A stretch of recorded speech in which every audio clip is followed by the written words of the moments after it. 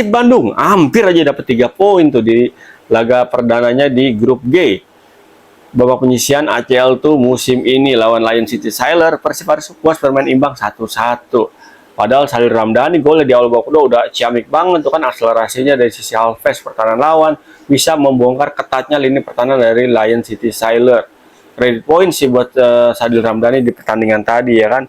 Nah sayangnya pertahanan Persib Bandung nih nggak lengah dikit nih di penghujung laga, sehingga di menit 92 Lion City Sailor lewat sundulan Tai bisa menyamakan kedudukan sehingga pertandingan berakhir dengan skor 1-1. Menariknya kalau kita lihat di pertandingan tadi ini Persib sebenarnya permainannya udah lumayan oke ya. Sepanjang babak pertama sampai dengan menit 47 ataupun menit 9 sebelum menit 50 tuh. Ketika Persib unggul 1-0, tapi sayangnya banget habis menang 1-0 Persib lebih milih untuk nunggu main dengan defense counter ya, sehingga Lion City Sailor bisa mengembangkan permainannya. Terbukti dong, habis kebobolan 1 gol nih Lion City Sailor lebih banyak mengkreasikan peluang-peluang berbahaya, baik itu dari skema umpan-umpan crossing yang sangat terukur dan juga umpan-umpan variasi di sepertiga akhir pertahanan Persib Bandung. Ya, kalau kita lihat tadi ya Persib Bandung sebenarnya mainnya udah lumayan oke, apalagi Ramon tuh. Ketika dia masih ada di atas lapangan, nggak bosan-bosan untuk melakukan pressing. Tapi saya banget pressing sendirian ya ngap juga guys. Maksudnya ketika tadi Ramon pressing, ada main 1 atau 2 main ngikutin tuh pergerakan dari Ramon untuk melakukan pressing. High press saya sekalian ya kan, jangan nanggung.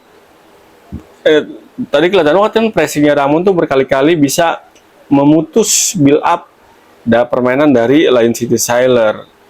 Ya kalau kita lihat juga tadi sebenarnya Persib juga beberapa pemain barunya ya, ini dipercaya untuk menjadi starting line up. Barba, Eliano. Nah menariknya tadi Barba nih ditaruh bukan di posisi aslinya nih sama pelatih Bojan Hodak ya kan, dia taruh di posisi sebelah kiri, back kiri nih. Efektif ya, lumayan efektif ya. Gue tahu sih maksudnya kenapa Barba taruh di kiri ya, biar Persib Bandung nih ketika bertahan bisa lebih oke. Karena udah ada Barba, udah ada Julio Cesar, udah ada siapa satu lagi namanya itu namanya, aduh susah lagi nama backnya itu. Itulah namanya siapa? Bentar kita lihat nama backnya. Oh, Matrikardi ya kan. Ini menurut gue ya udah cukup oke sih pilihan dari Bojan Hodak terkait starting line up. Tapi kalau kita lihat tadi ya, di antara perbedaan babak pertama babak kedua, ini ketika babak pertama Persib lebih mendominasi, ini Persib sayang banget nih kurang efektif dalam memanfaatkan peluang, apalagi di babak kedua tuh ketika Lion City Sailor lebih cenderung menguasai jalan pertandingan. Persib punya berapa kali peluang lewat skema counter attack, tapi sayang banget nggak bisa dimanfaatin peluang yang dimiliki, apalagi Berginho punya 2 total peluang bersih ya. Yang pertama juga lewat skema serangan balik, udah one on one sama kiper dari Lion City, tapi sayang banget tuh udah one on one, tendangannya masih lemah banget, leret lah tendangnya itu kan, bola datar sehingga bisa dibaca dengan mudah sama kiper Lion City Sailor tuh, dan dijaga sama Susak namanya. Iya Susak yang tinggi banget, 2 meter lebih tingginya itu Susak, gokil banget. Udah kayak itu ya, Panjat Pinang, tinggi banget. Udah gitu juga peluang kedua dari Berginho melalui sundulan juga tuh, umpan terukur dari Beckham. Saya mau sundulannya udah oke banget, tapi ya lagi-lagi karena kipernya tinggi Lion City Sailor, sehingga ini boleh bisa ditepis dengan sangat oke, sehingga bola keluar dan menjadi corner kick. Nah menariknya lagi Persib tadi kenapa bisa gagal menang, ya fokus para pemainnya nih kurang bisa dijaga sampai dengan peluit akhir dibunyiin. Kelihatan banget kan di menit 92 lengah dikit ini pertahanan Persib, dari skema umpan crossing di sisi kiri pertahanan Persib yang di sana ada Eliano Renders sebenarnya, tapi Eliano lebih milih menunggu tuh daripada untuk merebut bola ya, sehingga umpan crossingnya masuk dan Teja Pakualam juga udah off positioning, mungkin dia agak ragu memotong juga percuma karena masih ada back Persib di situ, sehingga ya Tai dapat umpan crossing mateng, tinggal sundul dikit aja tuh bola meluncur dengan mulus ke gawang Teja Pakualam yang udah telanjur maju. Sayang banget padahal Teja Pakualam tadi main udah cukup prima sepanjang laga, udah berkali-kali melakukan save penting, tapi ya sayang banget harus kebobolan di menjelang menit-menit akhir. Dan PR-nya lagi buat Teja Pakualam adalah agar bisa lebih tenang lagi dalam memulai serangan ataupun mulai build up di belakang ataupun di luar tandang Persib ketika musuh main dengan high press.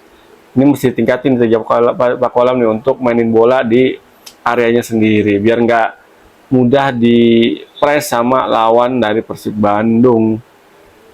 Udah juga Tom Haye juga bisa bilang tadi ya main ganti Mark Locke di penghujung babak pertama karena kalau cedera ini bisa bilang Tom Haye nggak terlalu kelihatan di pertandingan tadi nih, belum kelihatan banget tuh umpan-umpan kuncinya dari Tom Haye karena mungkin baru juga perlu penyesuaian. Nah itu dia PR-nya Persib menurut gue ya, penyesuaian para pemainnya nih karena mayoritas baru kan ini. Kalau nggak buru-buru ya ini bisa menjadi hambatan bagi Persib Bandung nih untuk meraih hasil maksimal di tiap match yang dijalani sama Persib Bandung, apalagi di ACL tuh ini kan sayangnya berat-berat tuh.